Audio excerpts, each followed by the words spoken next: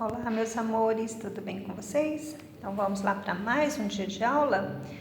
Hoje é sexta-feira, dia 11 de junho, e hoje nós vamos ter uma aula de língua portuguesa, uma aula de matemática e 2 aulas de geografia. Em língua portuguesa, nós vamos ver gramática e os substantivos. Então vamos lá? Bom, o substantivo é a classe gramatical que dá nome a seres, coisas, espaços, sentimentos, etc. Tá?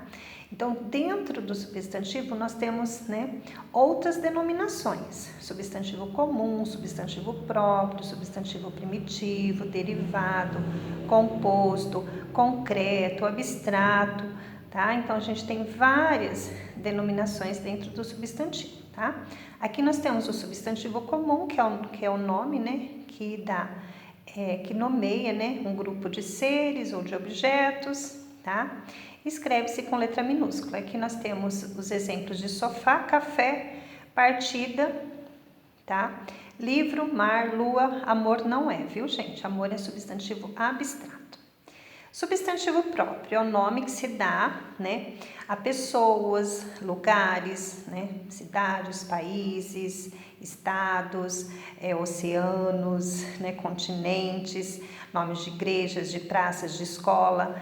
Tudo que precisa ter um nome, que tem uma importância maior, é um nome próprio, um substantivo próprio, tá? E se escreve com letra maiúscula. No caso, nós temos Brasil, Colorado e Ana, tá bom? Então, aqui tem umas explicações que vocês desconsiderem, porque aqui está falando que é um grupo também que nomeia grupo de objetos, tá? Então, desconsidere essa explicação. Substantivo primitivo é aquele cujo nome não se origina de outro nome, tá? Esse tipo de substantivo costuma dar origem a outras palavras, tá? Então, exemplos: flor, pastel e jardim. Então, flor é o substantivo primitivo, tá? E de flor podem surgir outras palavras: florista, floricultura, floreira. Pastel também, dá origem a outras palavras: pastelaria, pasteleiro, Jardim também, jardineiro, jardinagem, tá? Substantivo derivado é aquele cujo nome origina-se com base em outro nome, Foi falado no substantivo primitivo. O substantivo primitivo dá origem e o derivado ele surge desta palavra, Então, vamos ver exemplos: floricultura. Então, flor no substantivo primitivo, floricultura no derivado. Então, floricultura é derivado de flor. Pastelaria. Então, pastelaria é um substantivo derivado de pastel. Jardineiro é um substantivo derivado de jardim, tá? Substantivo composto possui mais de um radical, tá? Ou seja, mais de uma palavra, comumente formado pela junção de duas ou mais palavras para formar-se uma só. Então, nós temos os exemplos aqui de paraquedas, tem 2 palavras para formar uma só, para e quedas. Segunda-feira, girassol, gira, sol e guarda-roupa. Nós temos 3 exemplos aqui de substantivo composto.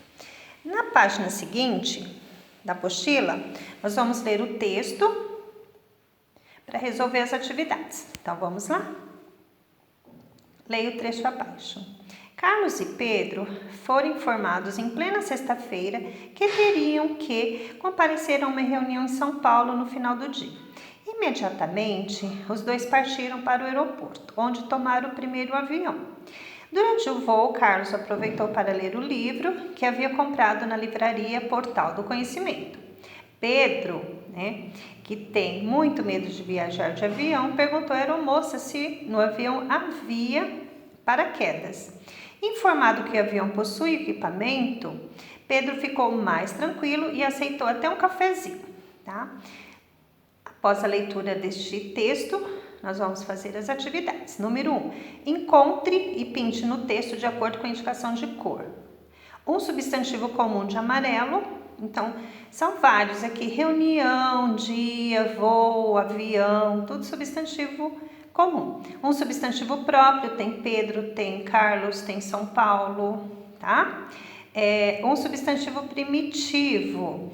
E tem livro, Porque de livro surge a palavra livraria, livreiro, tá?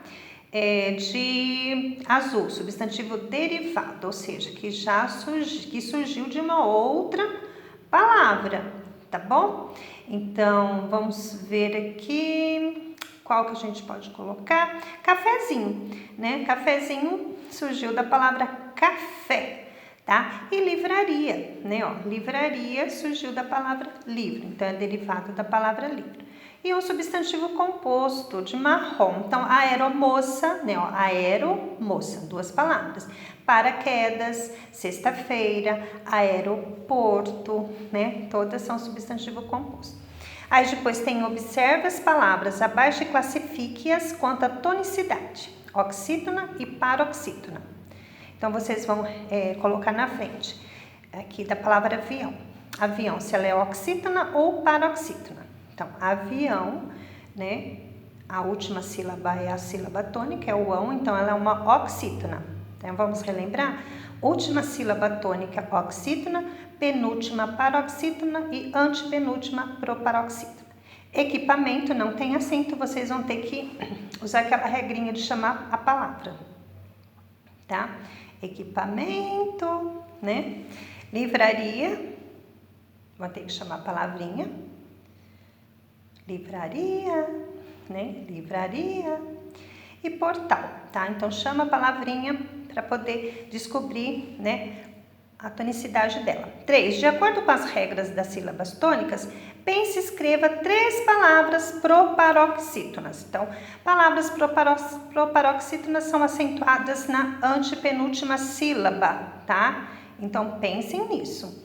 4. Junte as palavras abaixo e forme o maior número de substantivos compostos. Então, aqui, ó. Então, vocês vão juntar e formar substantivos compostos. Então, guarda-chuva, ó, tem guarda, tem chuva, guarda-roupa, guarda-sol, guarda-pó. Depois, o pé. Pé de moleque, pé de cabra, pé de flor, flor de lis, beija-flor, couve-flor. Depois, alto, alto-falante. Depois, para-lama, para-choque, para-raios, paraquedas, doce de leite, recém-nascido, né? Raios de sol. Então, dá para fazer bastante palavrinha, tá bom? Depois vocês vão para matemática. Aqui em matemática, vocês vão resolver as operações, descobrindo o número que é resultado das adições, subtrações e multiplicações de cada linha e complete a tabela, tá? Então, aqui, ó. 65 mais 35 é 100. 200 menos 100, 100. 2 vezes 50 é 100. Então, vocês vão colocar o 100 aqui na frente. Tá bom? É assim que faz. 125 mais 25, 150. 200 menos 50, 150. 3 vezes 50, 150. Vai colocar o 150 aqui. Então, as 3 continhas, elas dão o mesmo resultado. E o resultado vocês vão colocar aqui, completando a tabela. Tá bom? Logo depois, vocês vão para geografia. Aí, vocês vão ler geografia, unidade 2, o Brasil no mundo. Tá? Vai fazer a leitura do texto. Leiam com bastante atenção, aqui a gente vai falar sobre limites naturais, né, que são aqueles estabelecidos, que não foram estabelecidos pelo homem, são rios, né, córregos, mares, montanhas, e são usados como parâmetro, né, para delimitar o fim de um território e o começo de outro, e também tem os limites artificiais, que são aqueles construídos pelo homem, como estradas, muros, linhas imaginárias, e também são utilizados ou construídos com a finalidade de delimitar territórios, tá bom? Aí vocês vão depois recortar aqui, tá? Para terminar a atividade.